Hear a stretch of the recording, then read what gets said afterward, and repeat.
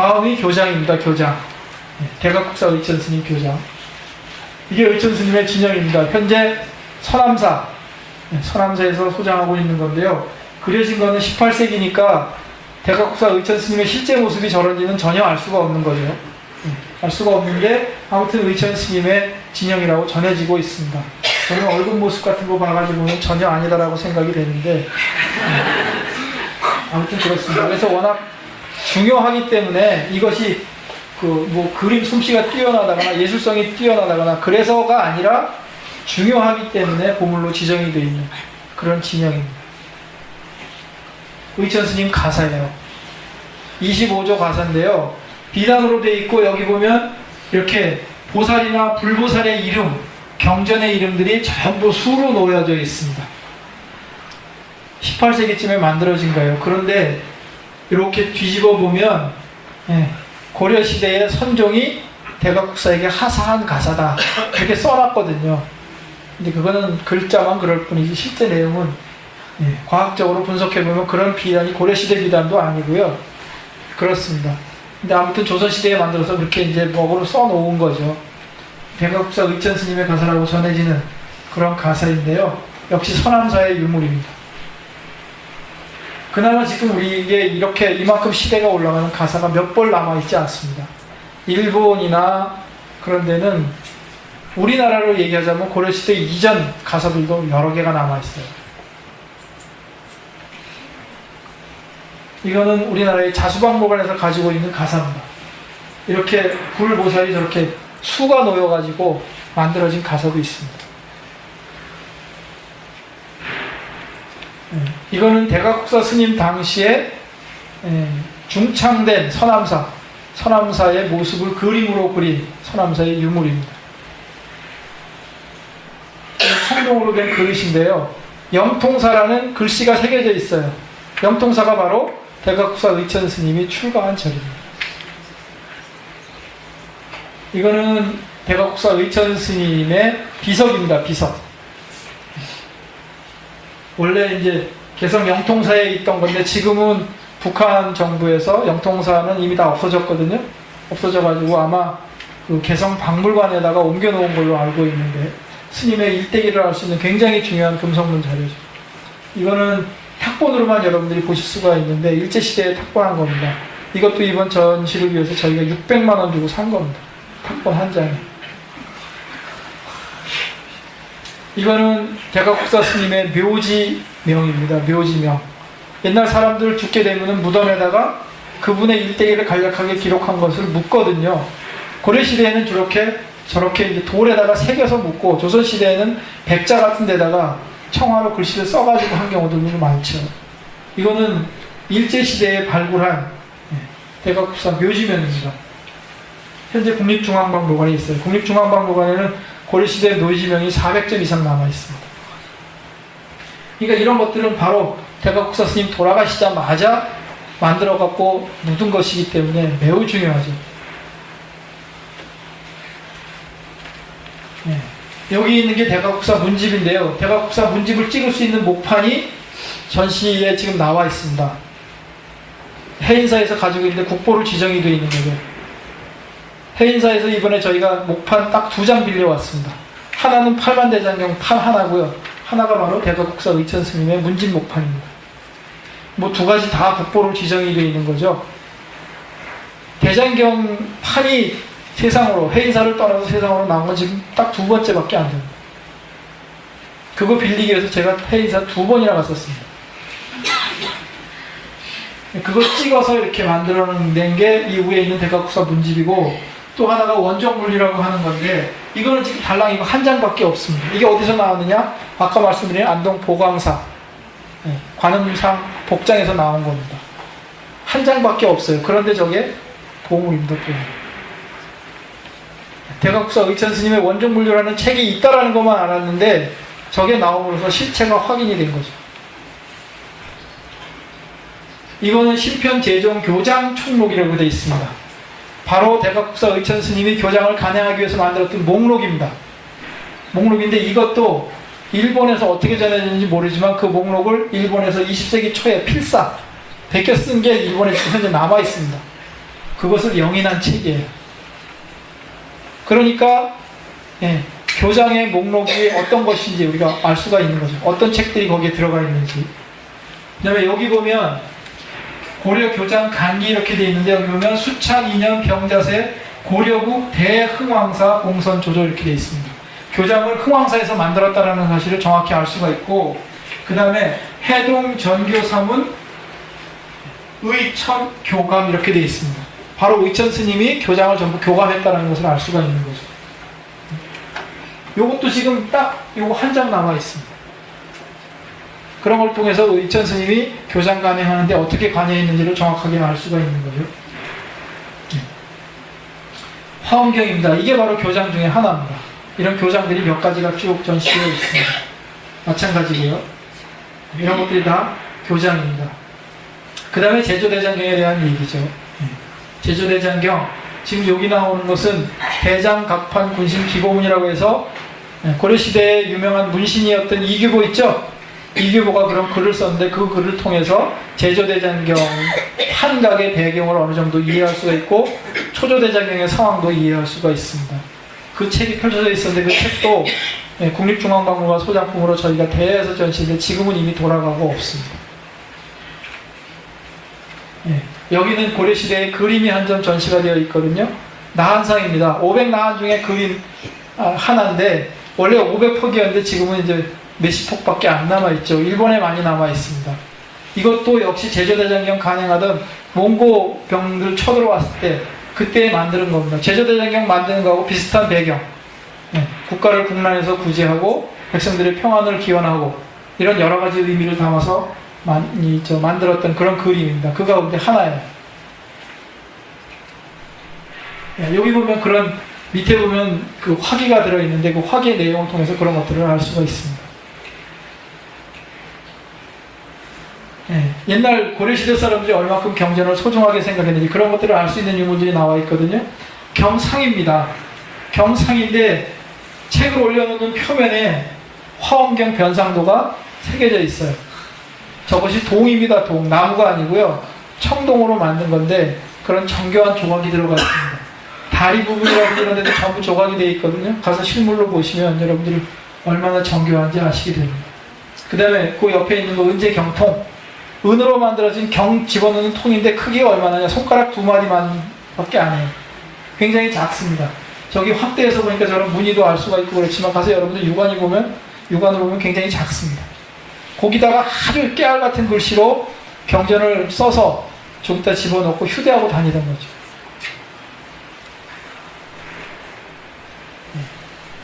경상에 있는 문이죠. 이게 바로 현재 해인사에 있는 8만 대장경 판 중에 하나입니다. 실물이 전시가 되어 있습니다. 어떻게 되어 있는지 아시겠죠? 이제 여기 보세요. 사문, 수기, 등봉 이렇게 되어 있습니다. 수기라는 이름 나오죠? 제가 아까 개태사 승통 수기가 교감을 했다고 그랬는데 바로 이런 이름이 명확하게 나오고 있습니다.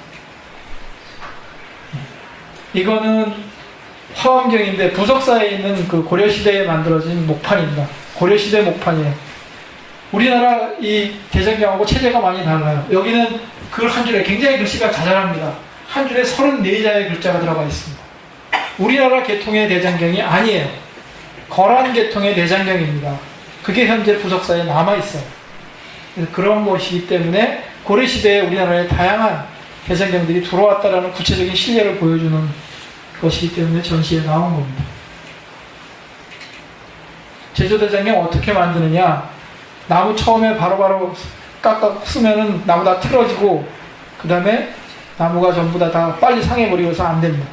처음에는 바닷물에 막 숙성을 시켜야죠. 그래서 수지를 다 빼내고 나무 결을 사귀고 그렇게 해야 됩니다.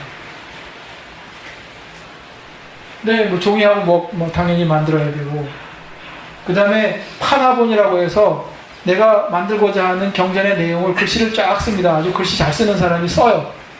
그렇게 해서 그것을 판화본이라고 얘기를 하는데 그거를 만드는 다음에 그것을 내가 새기고자 하는 목판에다 뒤집어서 붙입니다. 뒤집어 붙이고 거기다가 기름칠을 한번 쫙 해보면 들기름을 칠해버리면 까만 부분이 정확하게 드러나게 되어 있습니다. 그걸 갖고 새기는 겁니다. 네.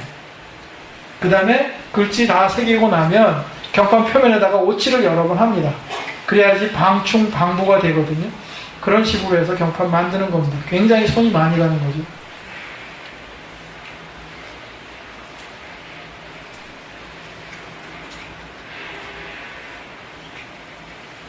네. 고려대장 경판은 되게 사이즈가 저렇게 되어 있습니다. 가로가 64cm에서 78cm 정도, 세로는 23cm에서 25cm 정도, 두께는 4cm 정도 되는 그런 크기를 가지고 있습니다. 그 다음에 고려대장 경판은 여기 마구리가 붙어 있습니다. 손잡이 역할을 하는 거고요. 이 마구리가 있기 때문에 경판들을 서로 겹쳐놨을 때 글씨가 새겨진 부분이 서로 닿지를 않습니다. 그 사이에 틈이 생기기 때문에 소통이 가능해요. 바람이 잘 통하게 된다는 얘기죠. 그래서 경판이 오래 보존되게 하는 역할을 하는 것이죠. 그 다음에 요 마구리를 연결시키기 위해서 여기 이렇게 귀퉁이마다 꺽쇠가 붙어 있습니다. 그게 이제 이 본판하고 마구리를 잘 붙잡아주기 때문에 판이 비틀리거나 이런 것들을 막아주는 역할들을 하는 거죠. 이런 것들이 있고요. 이 내전 수화 문서라고 하는 거는 사실은 추정하건데 원래 해의사 대장경 판전에 있어야 되는 건데 언제 어떻게 나왔는지 시중으로 나왔습니다. 시중으로 나와서 돌아다니는 거예요. 그래서 청주 고인세방국원에 이걸 팔러 왔습니다. 청주 고인세방국원에서 자기네가 그냥 입 딱 닫고 사도 되지만 차마 그럴 수 없어서 해인사 쪽으로 연락을 했습니다. 이런 게 나왔으니까 해인사에서 사는 게 좋겠다. 근데 해인사에서 돈 없다 우리. 그래갖고 안 샀습니다. 그래서 결국은 어느 스님이 나서가지고 자기는 돈이 없고 그러니까 그걸 살만한 스님을 계속 얘기를 해가지고 결국 그 스님에 의해서 지금 다른 절에 이 판이 2개가 들어가 있습니다. 판 하나에 1억 원이 넘습니다. 판 하나에. 박물관이 하는 일이 그렇게 어려워요, 여러분들. 이건 뭐 간단한 유물 같은 게 이런 정도입니다. 이런. 이게 지금 이 내전 수화문서 바로 그 문제의 판이 2개가 전시에 나와 있습니다. 네, 여기 보면 고려국 대장도관 봉칙조서 이렇게 해서 고려판이라는 거 금방 알 수 있거든요. 대장경에 여기 지금 저 빨갛게 되어 있는 게 각수, 아까 말씀드렸죠? 새긴 사람 이름이 있습니다. 수많은 사람의 이름이 나와요. 각수들이. 근데 각수 중에는 보면 이렇게 쇠를, 이거는 반자라고 그러잖아요, 여러분. 쇠를 만드는 장인들의 이름하고 겹쳐지는 이름들이 나와요. 그러니까 굉장히 많은 사람들이 새겨야 되니까 아마도 다른 기능을 가진 사람들도 국가에서 동원을 해가지고 새겨 쓰리라고 추정을 하고 있습니다. 여기 보면 이렇게 이름이 중서라고 나오거든요. 근데 이 중서라는 이름이 목판에도 나와요. 거기에만 나오는 거 아닙니다. 여기서 내조서 동종에도 똑같은 중서라는 이름이 나와요. 가서 여러분들 전시장에 가서 보시면 동종은 저희가 빌려오지 못해서 탁본을 한 것을 보여드리고 있습니다. 저기 글씨가 많거든요. 제조대장경의 여러 모습들, 뭐 이런 것들 보여드리고 있습니다. 쭉 어떻게 되어 있는지.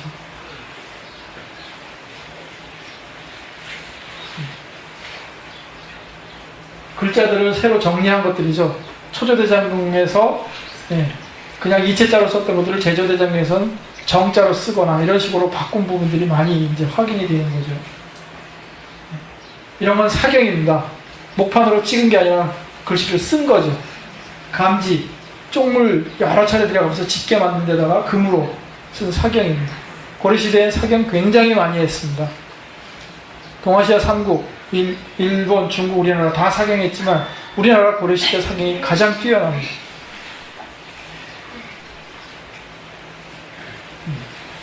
해인사, 제조대장경 지금 가지고 있는 해인사 모습이죠. 장경 판전 들어가는 입구의 문입니다.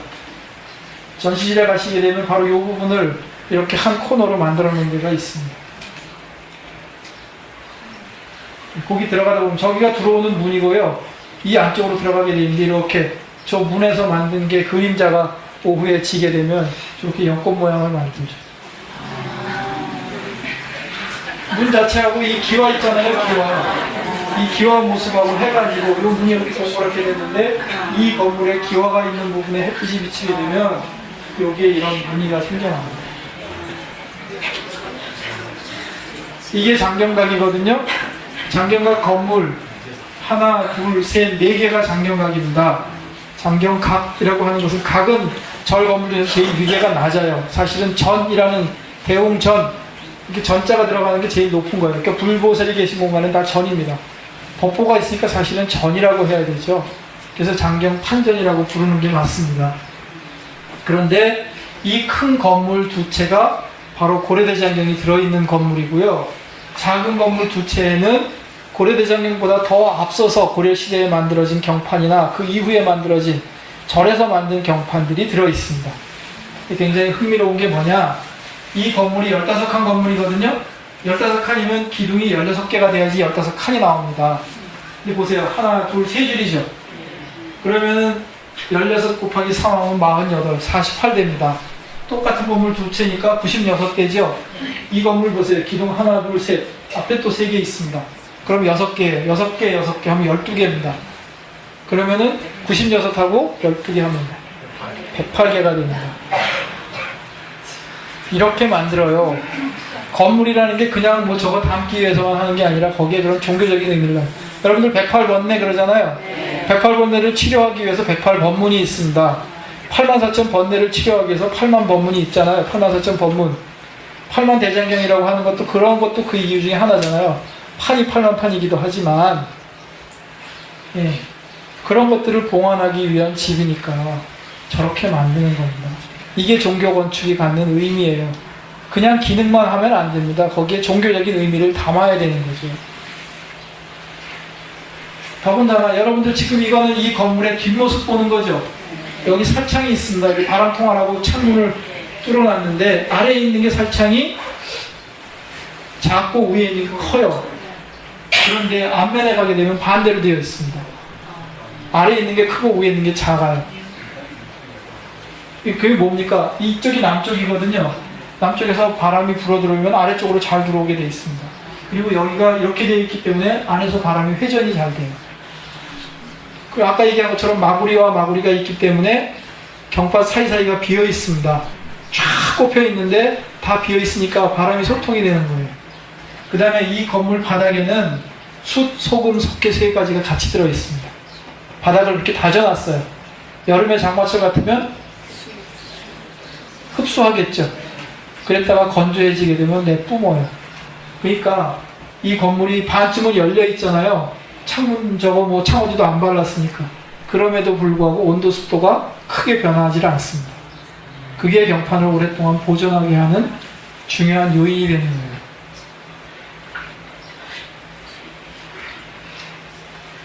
시간이 없어서 뭐 지금도 이미 시간 많이 지났네. 보세요. 이게 판가입니다. 이런 식으로 판이 쫙 꼽혀 있는 거죠.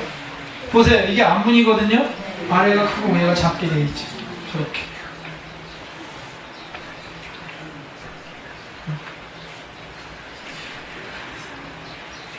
해인사로 대장경 어떻게 옮겨갔을까? 저런 식으로 추정하기도 하고 이런 식으로 추정하기도 합니다. 육로로 갔으리라고 생각되고 해로로 갔으리라고 생각이 되는데 저거는 강화도에 판이 임시 보관된 적이 있기 때문에 그렇습니다. 그러다가 조선 태조 7년에 서울로 한번 옮겨와요. 그랬다가 이게 옮겨가는 거거든요. 그런데 모든 판이 다 그럼 강화도에서 만들어졌냐? 이거에 대해서는 이설들이 많습니다.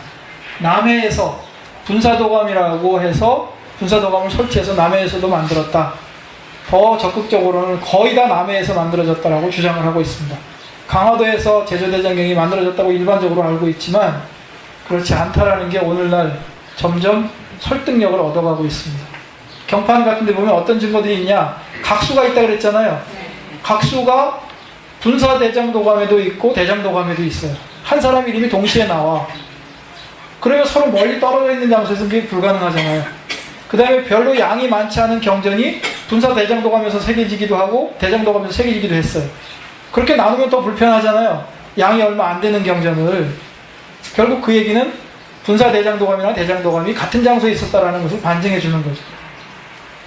그래서 서울이 있던 강화도가 아니라 남해에서 주로 작업이 이루어졌으라는 주장들을 하고 있습니다. 더 연구돼야 될 부분이죠. 장경각이라는 게 지금 이거 전시에 나와 있습니다. 아까 들어가는 문에 실제로 걸려 있다는 겁니다.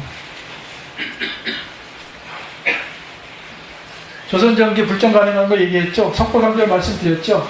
이렇게 우리 한글이 처음 창제돼가지고 제일 먼저 그 한글 경전들이 한글이 활용된 게 바로 경전입니다.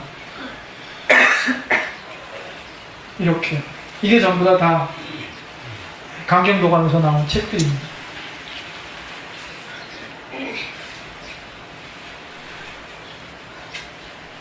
이렇게 한글로 경전이 번역되었다는 것은 굉장히 중요한 의미를 갖는 거죠. 일반인들도 경전을 볼 수 있는 그런 시대가 열리는 거니까요. 월인석보입니다. 말씀드렸죠? 그 밖에 다른 경전은 이건 아미타경입니다. 아미타경 언해본이죠. 한글로 번역된 아미타경 이런 것들이 계속 나오는 거예요. 법화경. 그런 시대가 끝나고 나면 이제 사찰로 퍼져나가는 거죠. 전국 사찰에 장경을, 대장경을 봉안하는 그런 집들이 있었던 흔적들이 있고 지금도 남아있고 그렇습니다. 전국에서 경전들을 간행했다는 것을 알 수가 있는 거죠. 이런 것들. 이거 보면은 은진 쌍계사 이렇게 되어 있습니다. 지금 현재도 가면 쌍계사가 있습니다. 논산이 있는데 거기서 간행한 책입니다. 조선시대가 끝날 무렵에 왕실에서도 여전히 경전들을 간행은 하지 않지만 인출을 합니다. 인쇄해내요. 해인사에 있는 장경 판전에서 경전들을 찍어냅니다. 그런 구체적인 증거가 이렇게 남아있어요. 이건 고종 때 만들어진 왕실에서 경전 간행하면서 권선문, 지금도 여러분 불사하면 하면 권선하잖아요. 그 권선문이 남아있습니다. 그때 참여했던 사람들의 어떤 그 공덕을 기리기 위한 판, 이런 것들도 남아있습니다. 이렇게. 이게 조선시대에 만들어진 경상 중에 하나인데요. 작게 박았잖아요. 그죠? 네. 낮은 경상인데 세계에서 지금 현재 딱 석점이 알려져 있습니다. 더 있는지는 모르겠습니다만 우리 국내에 지금 동국대학교에서 한 점 가지고 있고 일본의 교토에 있는 고려미술관에서 한 점 가지고 있고 독일에 있는 쾰른 동아시아 박물관에서 하나가 있습니다. 이건 다리가 접혀요. 접이식이에요. 이런 나전으로 만들어진 경함입니다. 조선 후기에 만들어진 경함이거든요. 조선시대에도 그래도 몇몇이 이렇게 경전들을 소중하게 다뤘다는 것을 알 수가 있죠. 이런 건 절에서 쓰던 겁니다. 화엄경 넣었던 화엄경 경함입니다. 그리고 화엄경이라고 쓰여져 있거든요. 이거는 법당 안에 부처님 세 분 모셔져 있으면 그 가장자리 양쪽에 세트로 놓았던 경장입니다. 경전 한꺼번에 여러 권 두던 것이죠. 이건 현재 대둔사, 선산에 있는 대둔사 소장품인데요. 겉에는 저렇게 조각을 했지만 안으로 딱 열어보게 되면 사천왕상 두 분씩 해서 네 분이 그림으로 그려져 있습니다. 그런 유물도 나와 있습니다. 대장경이 일본으로 건너와서 어떻게 전개된다 그런 얘기 다 드렸죠. 그거와 관련된 거예요. 그래서 일본의 사신이 오면 우리나라에서 맞이하는 어떤 그런 것을 그림으로 그린 병풍도 한 점이 나와 있습니다. 임진왜란 때까지는 일본의 사신이 직접 서울까지 왔는데 임진왜란이 끝나고 나가지고 서울까지 못 옵니다. 지금 부산에 초량 있잖아요. 초량. 거기에 외관이 있었거든요. 거기까지만 옵니다. 그러면 당시에 동네 부사가 거기까지 가가지고 사신들을 맞이하고 접대하고 했습니다. 그 장면을 그림으로 그린 건데 바로 그 사람들이 오게 되면 대장경 구해가는 일이 매우 중요한 일이었다. 그리고 그 사람들이 그 결정판으로 대종 신수대장경을 만들어내는 것입니다.